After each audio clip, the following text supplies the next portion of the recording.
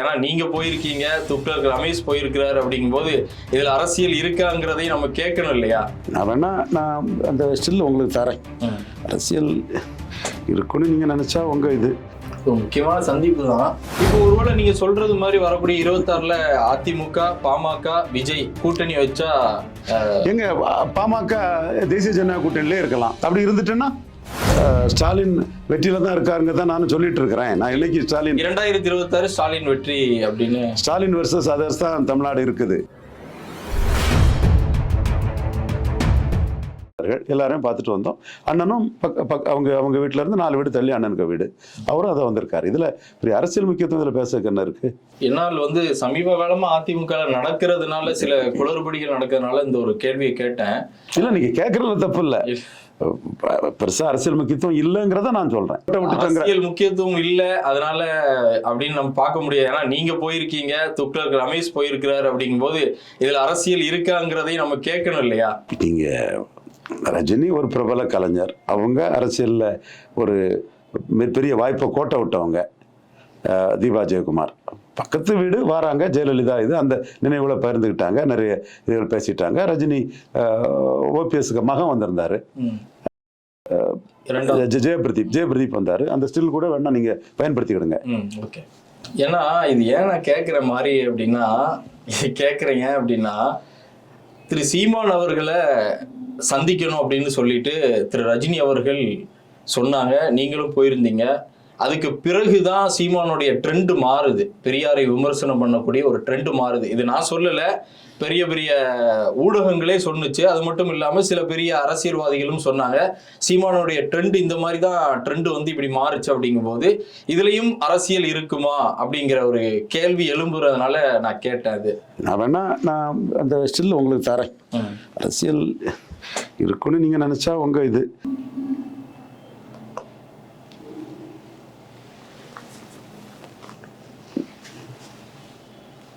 அதிமுகல நேற்று எடப்பாடி பழனிசாமி அவர்கள் அம்மாவுடைய பிறந்த நாளை பெரிய அளவுல கொண்டாடினாரு. ஆனா அதுல ஒரு மிஸ்ஸிங் என்ன அப்படின்னா, செங்கோட்டையன் வரல. ஏற்கனவே அவர்களுக்குள்ள முரண்பாடுகள் இருக்கும்போது இதுல செங்கோட்டையன் வரல அப்படிங்கிறது ஒரு அரசியலா பார்க்கப்படுது. ஆனா அவர் சொன்னது, நான் நலத்திட்ட உதவிக்காக நான் போயிட்டேன் அப்படின்னு சொல்றாரு. உண்மைக்குமே அவர்களுக்குள்ள என்ன நடக்கு? ஏன்னா டெல்லியோடைய மூவ்மெண்ட் செங்கோட்டையன் பக்கம் இருக்கு, அதனால இவரு இந்த ஆட்டத்தை துவங்கி இருக்கிறாருன்னு சொல்லியும் பேசப்படுது. எடப்பாடி நம்பி என்ன எந்த பிரயோஜனம் இல்லைங்கிற முடிவுக்கு செங்கோட்டையன் வந்த மாதிரி தெரியுது. அது இன்னும் 1 வருஷம் இருக்குது, 1 வருஷ காலகட்டத்தில் ஒரு ஷேப்புக்கு வரலாம். எடப்பாடியை நம்பி ஒரு பிரயோஜனம் இல்லை அப்படின்னு திரு செங்கோட்டையன் அவர்கள் இந்த மாதிரி பண்ணிட்டு இருக்காருன்னு நீங்க சொல்றீங்க. ஆனால் இப்போ சில உங்களை போன்ற ஒரு ஊடகவியலாளர் சொன்னது ஒரு தகவல் என்ன அப்படின்னா, திரு விஜய் அவர்களும் அதிமுக எடப்பாடி அவர்களும் வரக்கூடிய 2026ல கூட்டணி வைக்க போறாங்க. என்ன ஆயிரப்போகுது? 120 + 0 20 இல்ல சீரோ, அது நம்ம சொல்ல முடியாது இல்லையா? விஜயகாந்த் அவர்களும் கூட்டணி சேரும் போது ஆரம்பத்துல நம்ம சீரோ அப்படின்னு ஆரம்பத்துல அவர் நிரூபிச்சுட்டு போனார் தம்பி. ஓகே, நிரூபிச்சுட்டு போனார் தம்பி. அதே மாதிரி விஜய் நிரூபிச்சுட்டு தான் வர முடியும். விஜயகாந்துக்கு ஒரு நீதி, விஜய்க்கு ஒரு நீதி இல்ல. விஜயகாந்த் 10 மாசம், விஜய் 20 மாசம் இல்ல, விஜயும் 10 மாசம் தான். அது தெரியாத ஊடகவியலாளர் இருப்பாரு. விஜய் 214 பலத்தை நிரூபிச்சாதான் அவருக்கு பலம். பலம் நிரூபிக்காத ஒருத்தர் போனார்னா சிவாஜி ஜானகி ஆரம்பிச்ச மாதிரி அது எடப்பாடிக்கு தெரியும். இப்போ 117 சீட்டு விஜய் கேட்கிறாரு அதிமுகல. அது திரு பிரியன் அவர்கள் சொன்னதை நான் கற்பனைங்க, கப்சாங்க. விஜய் பற்றி வரதெல்லாம் கப்சாங்க. பலன் நிரூபிச்சாதாங்க மரியாதை. எடப்பாடி 20% இருக்காரு, விஜய் 0% இருக்கிறாரு. விஜய் பலம் நிரூபிக்காதவர். பலம் நிரூபிக்காத விஜய்க்கெல்லாம் எடப்பாடி சீட்டு கொடுக்க மாட்டாருங்க. 12 சீட்டுக்கு மேல கொடுக்க மாட்டாரு சார். இப்போ அது 26 பிப்ரவரி வந்தா தெரிஞ்சு போங்க. இல்ல, ஏன்னா இப்போ எடப்பாடி அவர்கள் தன்னை நிரூபிக்கணும் அப்படிங்கிற இக்கட்டான சூழ்நிலை. அதுக்காக பலம் நிரூபிக்காதவர் சீட்டு கொடுத்தா அவருக்கு 20% தான் விஜய்க்கு சீட்டை கொடுக்குறாரு. அவருக்கு 20% தான் பலம் நிரூபிக்காதவர் சீட்டு கொடுக்குறாரு. விஜய்க்கு என்ன பலம், என்ன ஆதாரம் இருக்கா? இல்ல. அப்படின்னா எப்படி அவர் கொடுப்பாரு? எடப்பாடி என்ன ஏமாளியா? இல்ல, ஆனால் இப்போ திரு பிரசாந்த் கிஷோர் அவர்கள், ஆதவ அர்ஜுனா, ஜான் பாண்டியன் போன்ற இந்திய அளவுல வியூகம் வகுத்தவர்கள்லாம் இன்னைக்கு விஜய் பக்கம் நிற்கும் போது அதனுடைய வியூகத்தை வகுத்து திரு எடப்பாடி அவர்கள்ட்ட கொடுத்துருக்கலாம் இல்லையா? அந்த மாதிரி பலன் நிரூபிச்சுதாங்க விஜயகாந்த் 41 சீட்டு ஜெயலலிதா அம்மையாட்ட வாங்கினாங்க. பலன் நிரூபிக்காத விஜயகாந்த மதிமுகவோட கீழே தான் வச்சாங்க. குறிச்சு வச்சுடுங்க. பாமகவுக்கு தான் எடப்பாடி கிட்ட பார்கெனிங் பவர் அதிகம் இருக்குங்க. பாமகவுக்கு தான் எடப்பாடிட்டு பார்கனி போற அதிகம் இருக்குங்க. விஜய் பலம் நிரூபிக்காதவருங்க. யாரோ ஒருத்தர் பலம் நிரூபிக்காத பற்றி தெரியாம பேசினாருன்னா அதை என்கிட்ட ஏங்க கேட்டுட்டு இருக்கீங்க? விடுங்க. பலம் நிரூபிச்சுட்டா அது ஓகே. நீங்க விஜய் பலம் நிரூபிக்காத விஜய எடப்பாடி பழனிசாமி பெருசா மதிக்க போறதில்லை. ஒரு அடையாள அரசியலுக்கு ஏசி சண்முகத்தையும் இவர் கண்ணப்பனை மதிச்ச மாதிரி ஒரு 12 சீட்டு கொடுப்பாரு, அதுக்கு மேல இல்ல. இப்போ ஒருவேளை நீங்க சொல்றது மாதிரி வரக்கூடிய 26ல அதிமுக பாமக விஜய் கூட்டணி வச்சா எங்க பாமக தேசிய ஜனநாயக கூட்டணியிலே இருக்கலாம். அப்படி இருந்துட்டுன்னா இப்போ இந்த அதிமுக இந்த சின்னம் வச்சு விஜய் தனிச்சே போட்டிட்டுலாம். விஜய் தனிச்சு போட்டிட்டா அது அவருக்கு வீக் அப்படின்னு தான் சொல்றாரு. இல்ல அவரு அப்படித்தானே சொல்றாரு. தனிச்சு போட்டிட்டே ஜெயிப்போம், கூட வரவங்களுக்கு மந்திரி சபையில இடம் கொடுக்கணும். நம்ம முஸ்தபாவுக்கு மந்திரி சபையில இடம் தெளிவாயிடுச்சு.